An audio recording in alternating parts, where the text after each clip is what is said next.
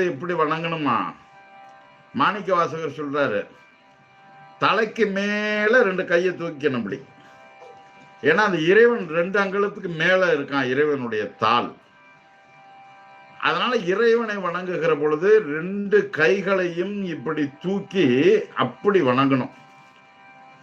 கரங்குவிவார் உள்மகிழும் cone கடல்கள் வெல்க. அடுத்தது சொல்றாரு பாருங்க, சிறங்குவிவார் ஓங்குவிக்கும் சீரோன் கடல் வெல்க.